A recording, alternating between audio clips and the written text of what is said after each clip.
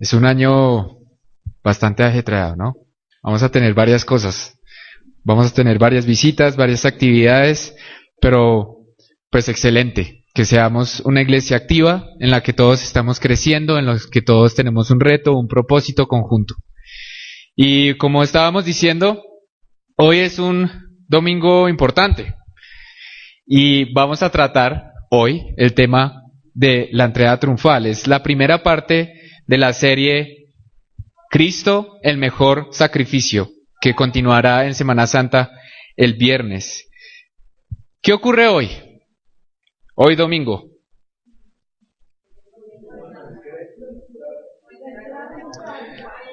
Sí. Digamos que todas las congregaciones cristianas consideran este domingo como algo importante, lo recuerdan, lo conmemoran. La Iglesia Católica, Ortodoxa, Anglicana, ellos hablan del Domingo de Ramos y tienen una serie de ritos, procesiones, que bueno, que se han formado a través de la historia y que tratan de recordar lo que ocurrió en ese momento. Nosotros preferimos hablar de la entrada triunfal y no tenemos estos ritos porque creemos que lo más central es lo que ocurrió en la entrada triunfal.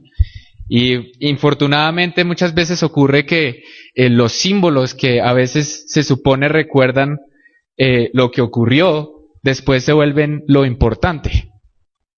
Entonces, pues, se ha escuchado de personas que después de tener el pedacito de rama los ponían detrás de la puerta porque eran como una bendición. Y pues ese no es el enfoque, ¿no? Eso no es lo que estamos celebrando, eso no es lo que recordamos. Y siempre es un problema que nos desviemos acerca de qué es lo que es realmente importante en una fecha como hoy. Entonces nosotros lo conmemoramos, nosotros lo recordamos, porque es el domingo que inicia la última semana de el año de la pasión de Cristo. Y lo hacemos sin rituales, sin procesiones, sin bendecir cosas materiales, ninguna rama, pero lo conmemoramos. Y de eso vamos a hablar hoy, de nuevo, como la primera parte de la serie Cristo, un mejor sacrificio. Y lo primero que es importante es entender el contexto bíblico. ¿Cuál es el contexto, la historia que se nos está mostrando en la que podemos entender la entrada triunfal? La primera idea es que ha llegado el momento de subir a Jerusalén y de revelar públicamente que Él, es decir, Jesús, es el Mesías, que Él era el Mesías. ¿Y por qué es esto importante? Porque no estaba muy claro antes. Especialmente en el Evangelio de Marcos se habla de algo que se ha venido a denominar el secreto mesiánico, que hace alusión a que con frecuencia Jesús ordena a algunos personajes, sean estos sus discípulos, sean estas personas que Él ha sanado o incluso espíritus inmundos, a que guarden silencio acerca de quién es Él. ¿Sí recuerdan? Y pasa en muchas ocasiones, pero específicamente pasa con más frecuencia en el Evangelio de Marcos. Y por eso el Evangelio de Marcos se ha relacionado con este secreto mesiánico. Cristo le pide a estos personajes que no develen su identidad.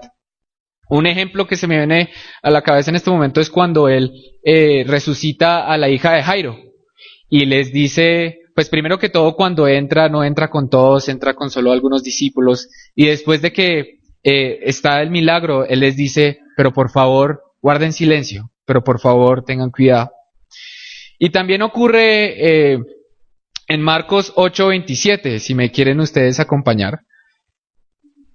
Marcos capítulo 8, versículo 27 al 30. Donde pues Jesús le pregunta a sus discípulos acerca de quién es Él. ¿Se acuerdan de esa parte de la escritura?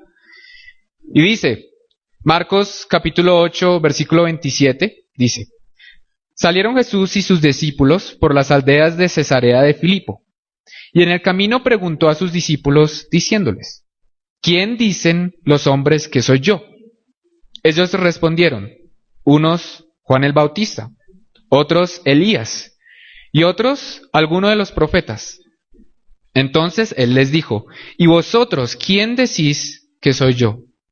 Y aquí Pedro le responde y le dice, tú eres el Cristo. Y lo interesante es lo que viene después, por lo menos aquí en Marcos, le dice, pero él les mandó que no dijesen esto de él a ninguno. Y también ocurre en el paralelo en otros evangelios. En Mateo 16 ocurre algo semejante. Dice, entonces mandó a sus discípulos que a nadie dijesen que él era el Jesús, el Cristo. Y desde ese momento nos dicen las Escrituras, él empieza a hablar de la necesidad de que tenía que ir a Jerusalén, que tenía que subir. En el versículo 21 de Mateo capítulo 16 dice, desde entonces comenzó Jesús a declarar a sus discípulos que le era necesario ir a Jerusalén y padecer mucho de parte de los ancianos, de los principales sacerdotes y de los escribas, y ser muerto y resucitar al tercer día. Entonces, lo primero que vemos es que si bien en ciertos momentos Jesús había estado como ocultando su identidad, había llegado el momento de ya no ocultarla más, porque tenía que ir a Jerusalén a padecer. Ahora, los discípulos, a los discípulos esto les llamó mucho la atención, los cogió como fuera de base, digamos, porque los tomó por sorpresa, porque ellos todavía no entendían por qué el Señor Jesucristo tenía que ir a Jerusalén a morir. Ellos no habían entendido, no habían comprendido las pistas que el Señor Jesucristo les había dado, cuando, por ejemplo, en Juan capítulo 2 había dicho que el templo tenía que ser destruido y él lo iba a construir en 3 días, que fue lo que vimos en el sermón pasado que se dio. Yo levantaré este pueblo, en 3 días lo levantaré, haciendo alusión a su resurrección. O cuando, por ejemplo, decía que el Hijo del Hombre tenía que ser levantado como Moisés levantó a la serpiente en el desierto. ¿Recuerdan? De la misma manera el Hijo del Hombre tenía que ser levantado, y esta era también una señal, para que todo aquel que viera, ¿se acuerdan en ese? Que viera a la serpiente, pudiera ser sanado. Y eso es un símbolo de la obra de Cristo, para que todo aquel que en él creyera no se perdiera, mas tenga vida eterna, dice las Escrituras. Y también dice otras señales, otras pistas que les había dado el Señor Jesucristo era cuando decía, la única señal que van a recibir, ¿recuerdan que el pueblo les pedía señales a Cristo? Y él decía, la única señal que van a recibir, ¿cuál es? La de Jonás. Porque estaría él también, el Hijo del Hombre estaría en el corazón de la tierra 3 días y 3 noches. Pero aún así, cuando Cristo les dice a sus discípulos que él tiene que subir a Jerusalén para padecer, ellos todavía no entienden. Y en otras partes de la Escritura dicen que se entristecen. Pero ha llegado el momento. Cuando se acercaba, ha llegado el momento entonces de ir, de cumplir las promesas. En Mateo 20:17 dice lo siguiente, me pueden acompañar también ahí, que es el capítulo precisamente anterior a la entrada triunfal, donde vuelve y reconfirma el Señor Jesucristo de que era necesario que subiera a Jerusalén. En Mateo 20, versículo 17 dice, subiendo Jesús a Jerusalén, tomó a sus 12 discípulos aparte en el camino y les dijo, he aquí subimos a Jerusalén, y el Hijo del Hombre será entregado a los principales sacerdotes y a los escribas, y lo condenarán a muerte, y le entregarán a los gentiles para que le escarnezcan, le azoten y le crucifiquen, mas al tercer día resucitará. Entonces otra vez el Señor Jesucristo confirma que es necesario que Él vaya, que Él entre, para cumplir las profecías y cumplir con lo que estaba en las Escrituras. Estos sufrimientos tenían su momento. Ya al principio en la parte de adoración el papá estaba hablando de que en muchas partes de la Escritura se dice que iban a apedrear a Cristo o que lo iban a coger. Y la Escritura dice, pero todavía no había llegado su hora. Pero ahora sí había llegado la hora. Lo que a través de las Escrituras todavía no había llegado, ahora había llegado. Era el momento, esa hora había arribado. Jesús se dirigía a Jerusalén de una manera decidida para revelarse como el Mesías y cumplir con las profecías. Con esta entrada triunfal, entonces, empieza ese proceso. Ahora, Bueno, ahí están las escrituras. Ahora este es un mapa de Sipep, haciéndole publicidad. Sipep está un poquito oscuro, pero aquí está, digamos que aquí está Betania. Más o menos, si ven el caminito es suficiente a Jerusalén. Aquí está Betania y aquí está Betfagé, porque vamos a hablar entonces de qué se trata la crónica de la llegada a Jerusalén. Es decir, cómo sucede, cuáles fueron los acontecimientos. La entrada triunfal es narrada por todos los evangelios y digamos que viendo todos los evangelios se complementan detalles que otros no muestran. Unos hacen énfasis en unas cosas que otros no. Y Sipep de nuevo hace un buen resumen de qué es lo que ocurre en antes, durante y después de la llegada de Cristo a Jerusalén. Lo primero es que el Señor Jesucristo se encontraba en la provincia de Perea. Y Perea era una provincia que quedaba ¿a qué lado de Judea? Al oriente, exacto, al otro lado del Jordán. Y Jesús viene desde el oriente, pasa el Jordán y llega a la primera ciudad importante camino a Jerusalén, que es Jericó. Llega a Jericó. Y cuando llega a Jericó, pues ahí hay algunas narraciones importantes, solo como para ponerlos en contexto. Es en Jericó donde está la narración de Zaqueo. Y es cuando, después de que sale Cristo de Jericó, está el milagro del ciego Bartimeo. En camino ya, después de Jericó, a Betania. Aquí está Betania. Está como en la parte de abajo del Monte de los Olivos. Este es el Monte de los Olivos. Este mapa está en Cristología 2, para todos los estudiantes de CIPEP que lo reconocen. Y cuando llega a Betania, que está ubicada pues ahí cerca del Monte de los Olivos, llega a donde están sus amigos, que son Marta, Lázaro, María, y llega un viernes, porque se dice que faltaban, ¿cuántos días para la Pascua? Faltaban 6 días para la Pascua. Faltaban 6 días para la Pascua y él llega un viernes ahí a Betania. Descansa el sábado, está en Betania ahí, y en la mañana del domingo sale rumbo a Jerusalén.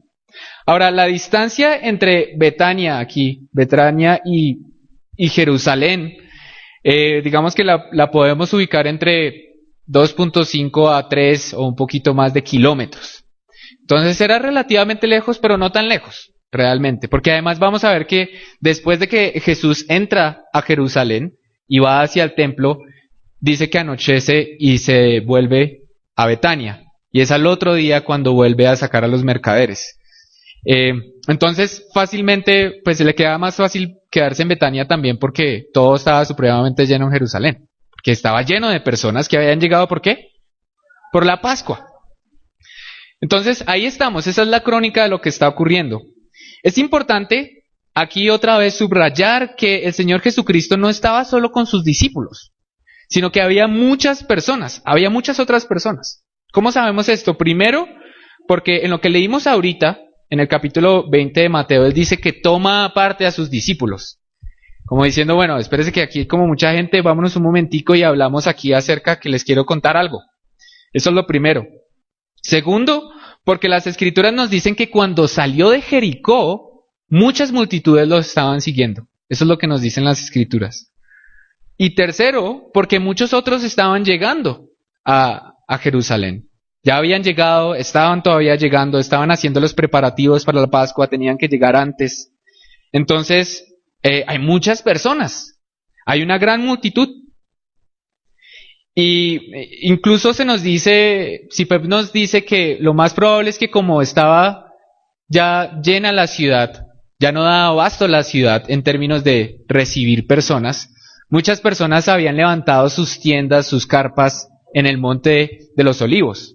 Entonces todo este camino que va desde Betania, desde Betfagé hasta Jerusalén, cruzando por el valle de Cedrón, está lleno de personas. Hay muchas personas ahí. Eso es muy importante tenerlo en cuenta. Y entonces ahí volvemos a la escritura que leímos al principio, que es Mateo 21. Y les pediría que me acompañen otra vez a leerlo, porque es el centro de lo que estamos diciendo. Entonces, Mateo capítulo 21, versículo 1, y vamos a leer del versículo 1 al 11. Dice, cuando se acercaron a Jerusalén y vinieron a Betfagé, entonces salió de Betania el domingo, ¿se acuerdan la mañana del domingo y llegó a Betfagé, al monte de los olivos? Jesús envió 2 discípulos. No sabemos qué discípulos son. En ocasiones pasadas había enviado a ciertos discípulos, de pronto podemos pensar que son ellos, diciéndoles, id a la aldea que está enfrente de vosotros, y luego hallaréis una asna y un pollino con ella, desatadla y traédmelos. Mateo es el único que menciona una asna y un pollino, los demás solo mencionan una asna, por ejemplo. Y si alguien nos dijere algo, decid, el Señor los necesita y luego los enviará. Todo esto aconteció para que se cumpliese lo dicho por el profeta cuando dijo, decid a la hija de Sión, he aquí tu rey viene a ti, manso y sentado sobre una asna, sobre un pollino, hijo de animal de carga. Y los discípulos fueron e hicieron como Jesús les mandó. Y trajeron el asna y el pollino, y pusieron sobre ellos sus mantos, y él se sentó encima. Versículo 8. Y la multitud, ¿ven? Que era muy numerosa, tendía sus mantos en el camino, y otros cortaban ramas de los árboles y las tendían en el camino. Y la gente que iba adelante y la que iba detrás aclamaba diciendo, Hosana al Hijo de David, bendito el que viene en el nombre del Señor, Hosana en las alturas. Cuando entró él en Jerusalén, toda la ciudad se conmovió diciendo, ¿quién es este? Y la gente decía, este es Jesús, el profeta de Nazaret de Galilea. Ahora, hay varios elementos que debemos señalar en esta escritura, que son importantes en este pasaje. El primero, como ya habíamos dicho, es que Cristo ahora se está identificando públicamente, abiertamente, como el Mesías. Ya no hay un secreto mesiánico, ya no hay nada oculto, se está identificando como el Mesías. Porque él era consciente de lo que el profeta Zacarías había dicho acerca de este rey que entraba. El profeta Zacarías había dicho, entrará, ¿cómo? Cabalgando en un pollino, en una asna. Había anunciado que el rey había de entrar cabalgando sobre un asno, sobre un pollino, y así se cumplía la profecía. Él era consciente de los símbolos que estaba utilizando. Y las personas también.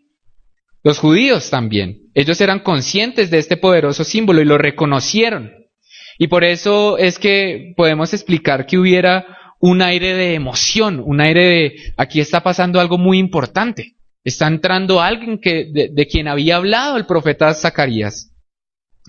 Segundo, de nuevo, hay multitud de personas. Y no solo personas que sean necesariamente judías. En el Evangelio de Juan se nos dice que cuando ya Cristo había entrado, incluso unos griegos pidieron audiencia con él. Lo que significa que habían posiblemente también de otras culturas. Ahí en ese momento habían muchas personas, había una diversidad, por lo menos no solo eran judíos. Esas personas eran las que en este momento estaban ahora tendiendo sus mantos y las ramas de palma en el camino. Le estaban dando un gigante honor al Señor Jesucristo cuando estaba entrando. Las ramas de palma eran un símbolo tradicional de Jerusalén, que muchas veces en las culturas del Medio Oriente era relacionado con la vida, con el oasis, y por eso era supremamente importante. Para los romanos y para los griegos las palmas también tenían un símbolo, era el símbolo de la victoria. Mas todo indica que este era un símbolo ajeno a la cultura, en este caso hebrea. Era más la vida lo que se estaba mostrando como una forma también de honor y no tanto de victoria. Pero puede que estuvieran mezclados ahí los símbolos, porque acuérdense que ya pues muchos de estos judíos tenían una influencia romana muy, muy fuerte. Así que cuando ellos ondeaban las ramas de la palmera, cuando las ponían, estaban casi que ondeando la bandera de Jerusalén, por decirlo de alguna manera. Y la multitud gritaba, como dice, ¿qué era lo que gritaba? Hosana, gritaba, Hosana, que en hebreo significa Dios salva. Y gritaban, bendecido el rey de Israel. estaban haciendo alusión a un salmo que ellos ya conocían, y es el Salmo 118. Lo podemos leer.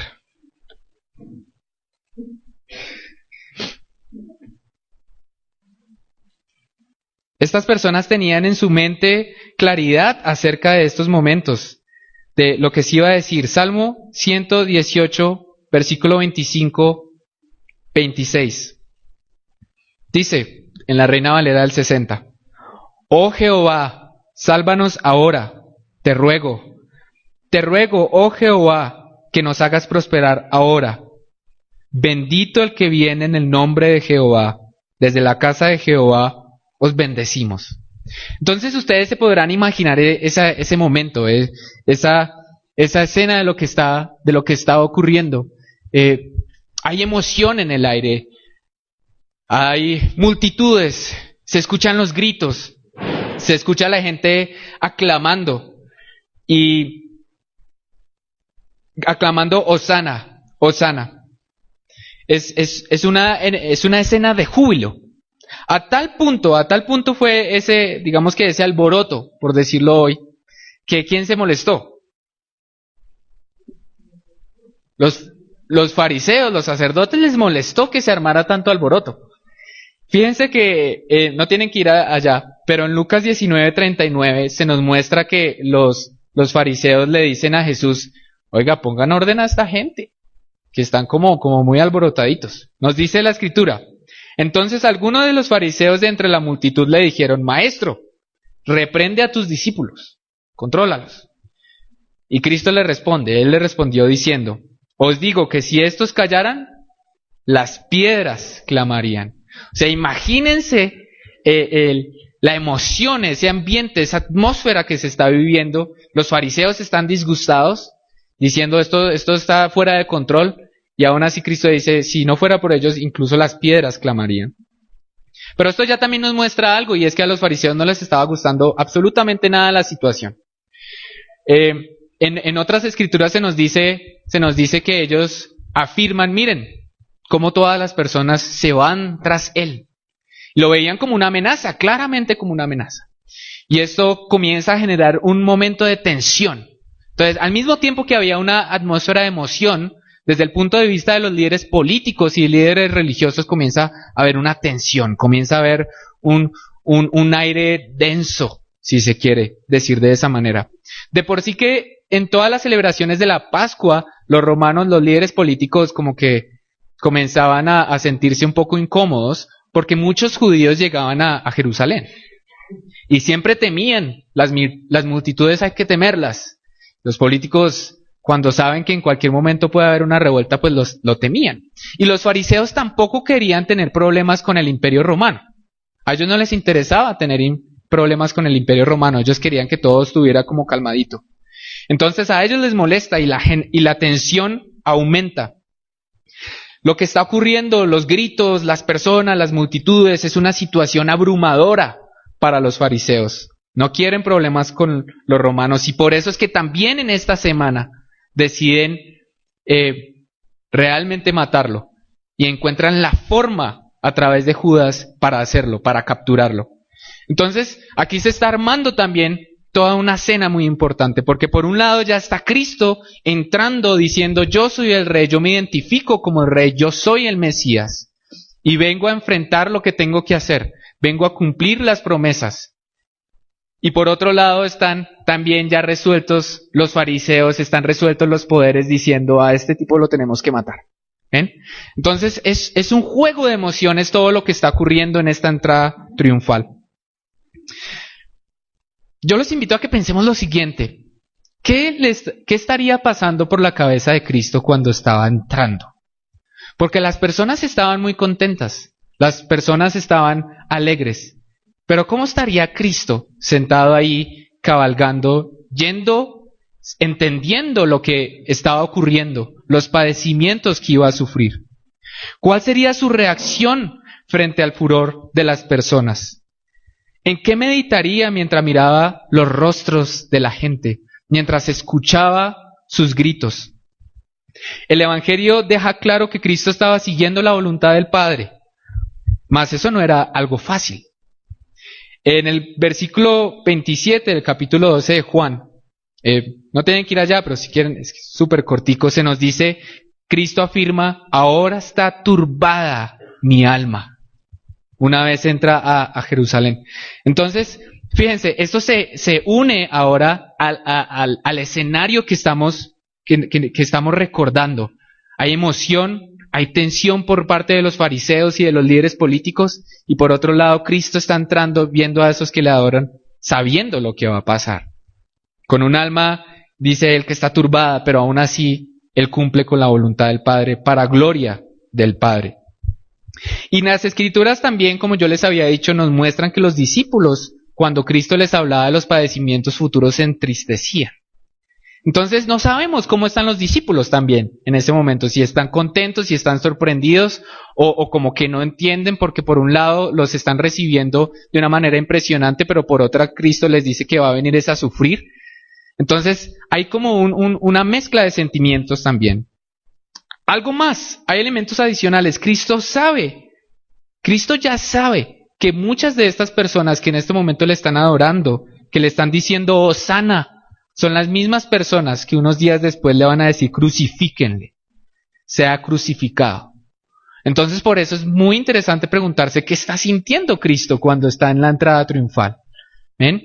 ¿Qué es lo que está sintiendo? Quizás todavía en su amor, en su perfecto amor, está sintiendo compasión. Como diría después, perdónalos, porque no saben, porque están con intenciones que no son.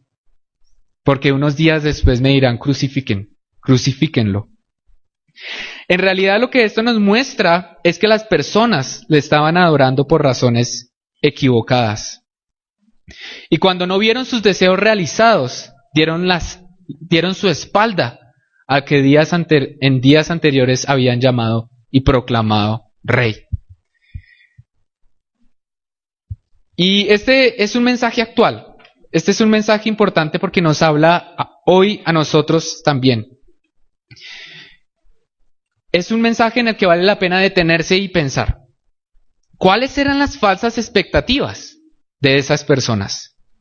¿Por qué se desilusionaron de ese que habían proclamado rey unos días después?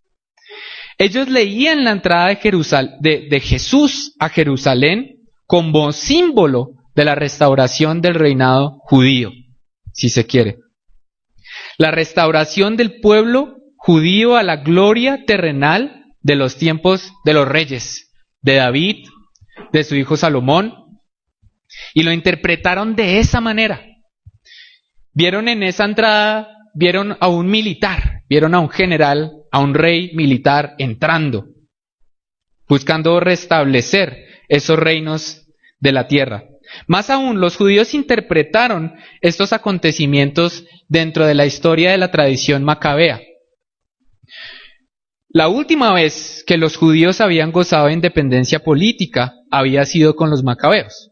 Acuérdense que tanto el reino del norte cuando es llevado por los asirios, después el reino del sur llevado por los babilonios al exilio, después de eso estuvieron bajo el imperio griego, con Alejandro Magno, cuando conquistó todas esas provincias, y cuando Alejandro Magno muere, todas esas provincias quedan dispersas y quedan bajo la autoridad de sus generales, que se llamaban diádocos. Y uno de esos, y estos generales comienzan a entrar en guerra, y esas tierras entran en guerra, entran en disputa. En ese momento, en la época de los macabeos, Jerusalén y toda esta provincia está bajo la autoridad de Antíoco IV Epífanes. Y es con los macabeos, especialmente con un judío que se llamaba Matatías y sus hijos macabeos, que ellos hacen una revolución y consiguen liberarse y restablecer su autonomía política.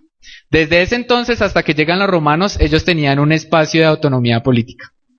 Y ahora que está entrando Cristo, estas personas están leyendo esa entrada de ese rey desde esa tradición, como ahora otra vez vamos a poder restablecer nuestra autonomía política.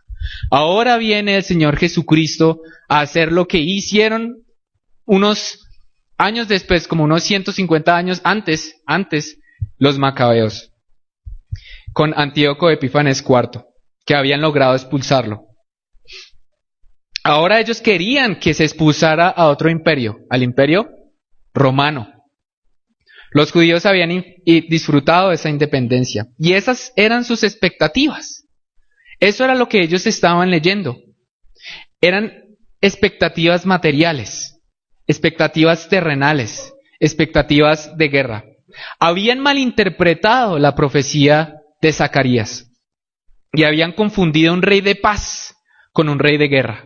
Porque Zacarías realmente está hablando de un rey de paz, como lo vamos a ver.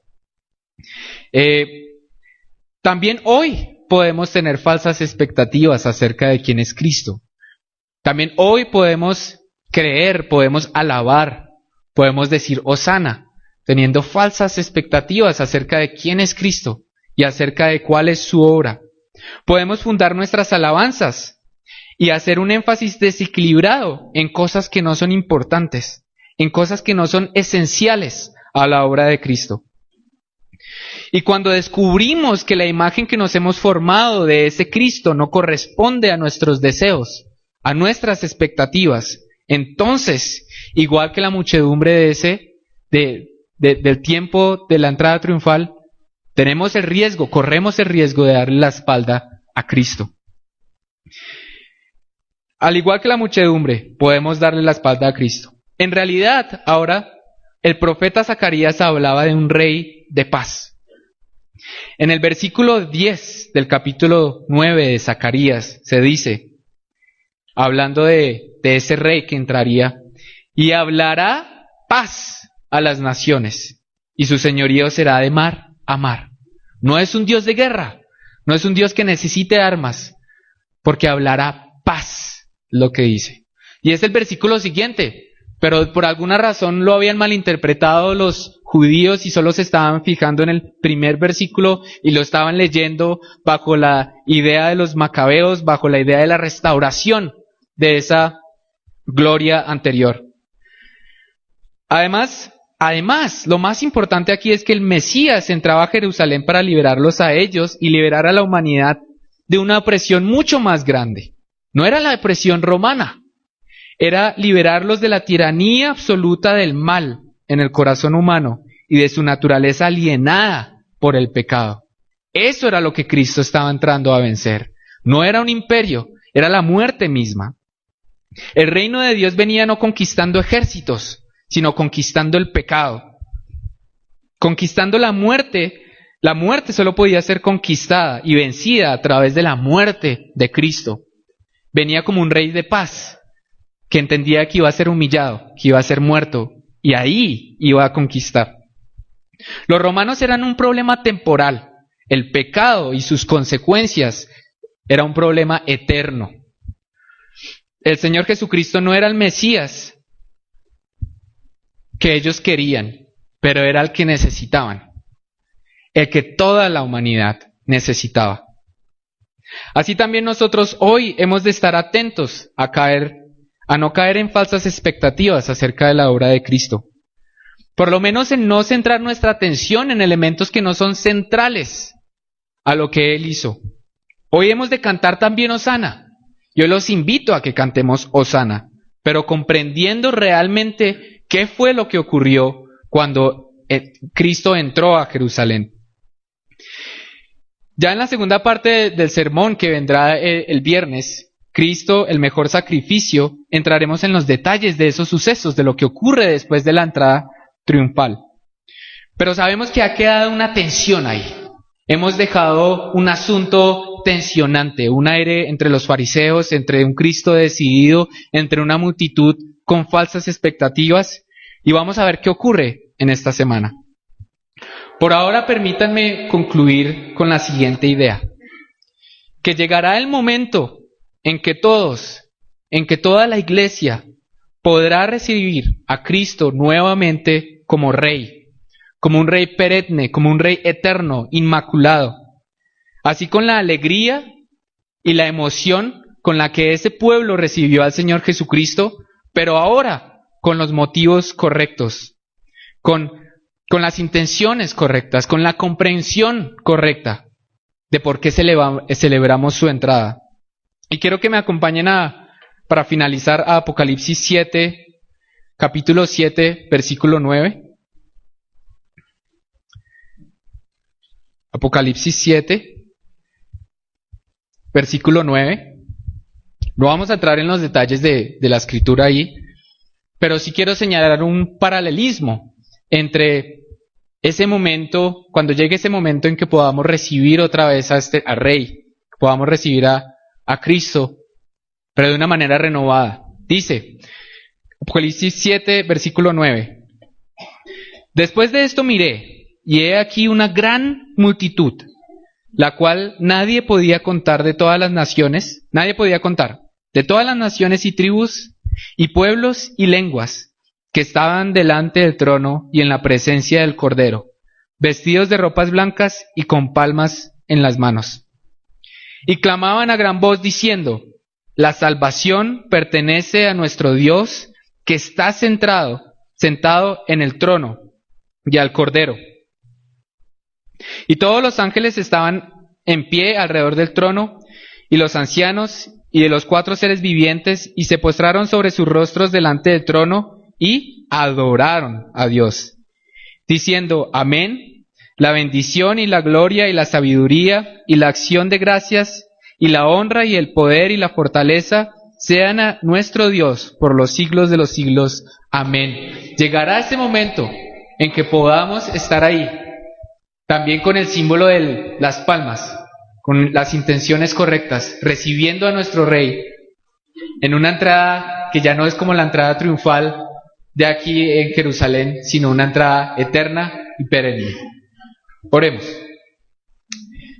Señor Jesús, bendito eres tú, porque fuiste tú, como decíamos antes, que desde el comienzo decidió venir, el que desde el comienzo decidió que iba a ser crucificado por nuestros pecados y para la gloria de su Padre.